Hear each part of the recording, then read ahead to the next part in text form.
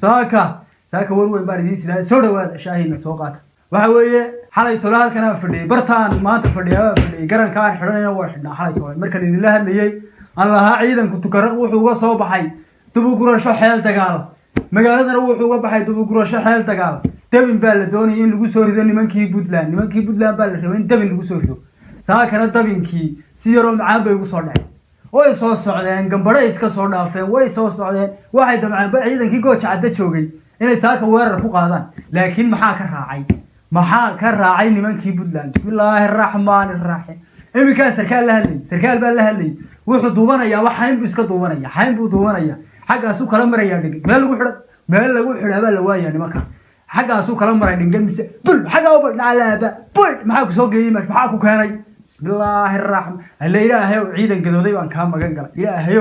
ciidan gadooday baan ka magan galay waxa dhacday nimankii reer Puntland saaka way iska soo weerar tageen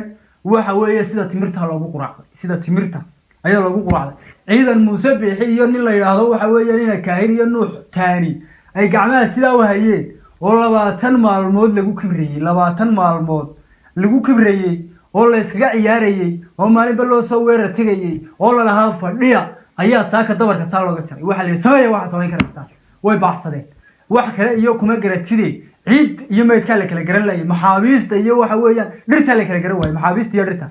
nimankii gooja cadda imaagteeda gambadha xabadu ka sii dhacaysay gambadha la seeriyay baabuur baa laga qabtay maxaabiista rabeela laga hayaa waxa weeye nimankii xeradooda saaka cirka madow laga oday wax kale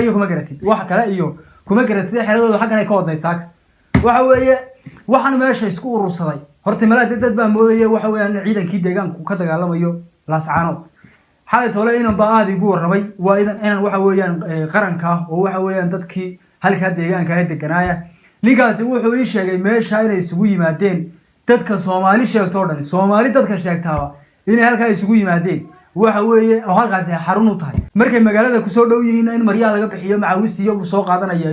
iyo waxa weeyaan maxay dhahdayay shaar buu soo qaadanaya waa shacab uu iska soo dhigay waa ciidan tababaran meesha BST baa ku jirta waxa weeyaan ciidan kule waa la sheegay xalay toole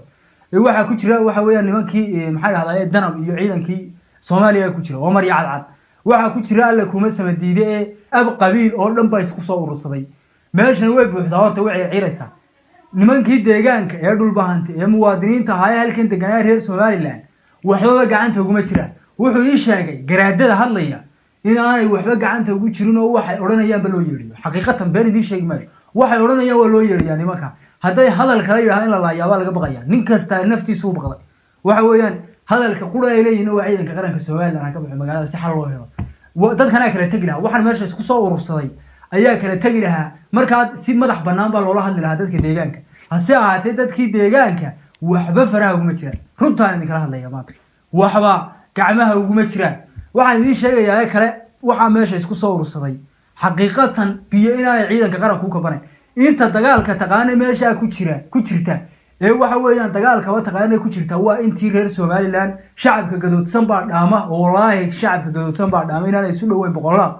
nimanka waxa weeyaan tababarna leeyahay dad baa soo tababartay ama Mareykan soo tababartay ama Turkiga soo tababarto ama meel kale lagu soo tababaray ciidanka shacabkeena gadoodsan ayaa ka dagaal badan oo ka geesisan oo waxa weeyaan inta dhimanaysa ciidanka dhimanaysa waxa laynaya shacabkeena gadoodsan waxa kale iyo kuma garatida waa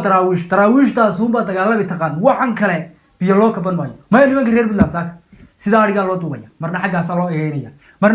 loo eegaynaya nimankii waxa haystay ilaahay uun baa ka sheekayn kara anu garan maayo nimanka waxaan leeyahay dee soo dhawaada in waa noo keenteen gaari dagaal waa laga qabtay wax waa laga gubay waxa weeyaan maxaabiistii waanu haynaa mar labaadna kaalay walaalayaal mar labaadna iska kaalaya waa caadi waa qaniiba saabuun baanu haynaa maantana waxa weeyaan 8 baabuur baa la sheegay laga qabtay 8 baabuur ayaa la sheegay laga qabtay waanu haynaa qaniimadii waanu haynaa waliba soo badiyay maadarayaal oo gacaliyayaal waanu idin soo dhaweynaa ciidanka iyaga shacabka iyaga calaysan ee magaalada ku jirana waxaan leeyahay dee waa la tooshash baa la isugu kaandhiibay laba toosh oo talaad waxa jira la isugu kaandhiibay ninka bannin ku haya aqliyadina kala kaxaysana ma hayno hada aqliyadina kala kaxaysana ma hayno waa inaga ilaahay isku keen inagana waxa weeyaan isku keen salid